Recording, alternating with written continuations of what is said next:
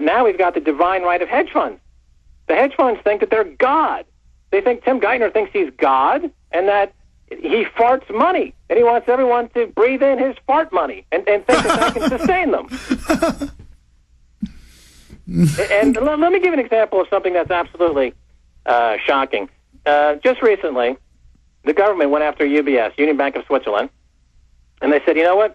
We found you evading taxes and helping people to evade taxes. We're going to fine you $750 million. At the same time, AIG, through Geithner's plan, was getting a $5 billion cash injection from the U.S. taxpayer that went right into UBS's pocket. So the penalty that UBS had to pay for being caught in a tax evasion scam was to be gifted from the U.S. taxpayer $4.25 billion. All right, stay there, Max. I want to repeat that when we come back. Max Keiser is our guest, and we're going to continue breaking all this down and talk about the big issue. How about we just arrest the bankers?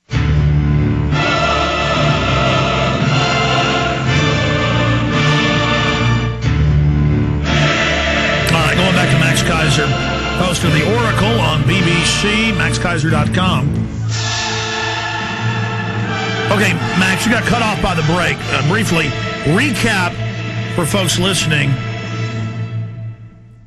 the magnitude of what you were just talking about, the issue of you've got UBS, this big Swiss bank, supposedly with all these accounts, so it gets a $700-something million fine, but then $5 billion of taxpayer money bailout. Right. So in other words, AIG, which we all know, AIG is this huge, insurance company, so-called, but it's really something else. The AIG, what their main business was creating what are called credit default swaps, and well, I'll get into that in a second. But basically, the reason why AIG needed $180 billion worth of bailouts was because these credit default swaps were proven to be, counterfeit and bogus. So the government gives them $180 billion now to pay off their bills, to pay off the people that they were involved with their criminal syndicate of credit default swaps. They end up giving UBS $5 billion of America's tax money that came into AIG from the U.S. government to bail them out ostensibly, supposedly to help Americans somehow. But AIG turned around and gave $5 billion to UBS the same week that UBS is paying the U.S. government a $750 million fine for being caught aiding tax evaders. Isn't Barack... Sorry, go ahead. Yeah, net. UBS gets a $4.25 billion gift from the American public for being caught aiding people to evade taxes.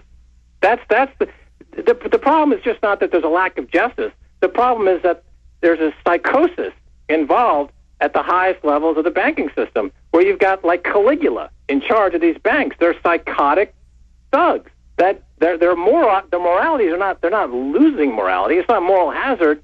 It's moral vacuum. They're psychotic. They think they can get away with this. It's absurd. But there are a couple of other examples where these bankers, you see that they've become, like this Caligula capitalist, as I call it. Just recently, there's these huge protests in London against the hedge fund industry. People are on the street. They're protesting against the hedge funds. They're outside the Bank of England on Threadneedle Street in London. The bankers are waving 10-pound notes out the windows, trying to incite the protesters to commit violence.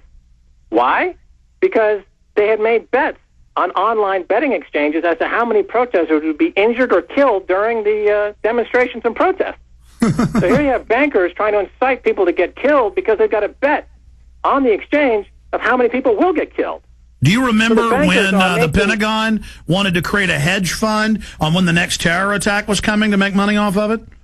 Well, if you go back to John Poindexter, he introduced something called the Policy Analysis Market, PAM, which is based on my technology, the virtual specialist technology, which you mentioned at the top of the show. It's a patented technology for making a market in events, such as outlined. And my original intent was to do something with Hollywood, but it got picked up by the Pentagon, and they launched this thing, or they tried to, called the Policy Analysis Market, where people could buy and sell securities based on terror attacks. And my point at that time was that you're just encouraging terror attacks.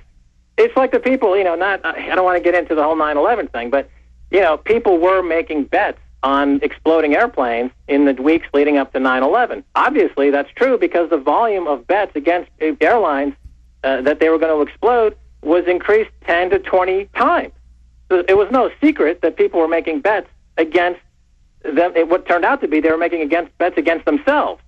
But you see this type of moral vacuousness where these bankers are actually destroying themselves. They're destroying their own economy because they've become psychotic. The embezzlement and the fraud has run into levels that are not beyond just what Mike Milken did back at Drexel Burnham. It's become a whole nother magnitude. You have Goldman Sachs, of course, very famously last year sold bonds to municipalities while at the same time selling short those bonds, attacking their customers.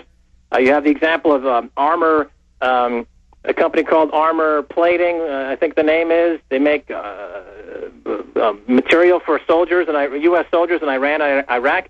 They couldn't raise money last year because the hedge funds were selling the stock short. They were killing the stock. They were selling the stock naked, which means you're selling stock that doesn't exist. You're selling counterfeit stock. The company couldn't raise any more money, and as a result, of course, U.S. soldiers were in harm's way because the hedge funds thought that their profits were more important than the lives of the U.S. soldiers. And again, it's the divine right of hedge funds. It was a company called Force Protection, Inc. Stay there, Max Keiser. Stay there. This is just amazing.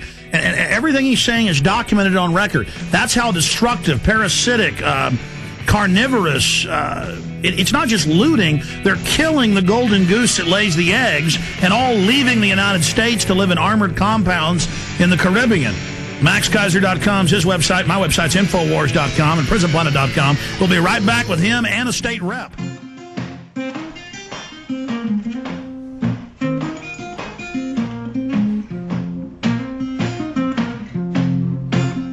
Don't want no shackles. We ran a story Friday and Saturday about regular Army to run checkpoints all over Tennessee with Homeland Security. We ran it last Thursday. By Friday, the governor got involved and said, no, we're not doing this. They're going to have Army, not just the police running warrantless checkpoints, but the Army doing it with the police. And last hour, we played a clip off the news. Representative John Shaw, representative for Tennessee District 80, on the show talking about how upset people were about this and how they got that shot down. And he's on a very important phone call. He'll be joining us, he said, in 1 minute. If not, we're going to move on back to Max Keiser because I got a lot of questions for him on the economy, and he is quite the brain on those subjects. While we're waiting for Representative John Shaw to join us, listen, folks, I need you to get the Obama Deception on DVD at Infowars.com. This film is waking people up big time.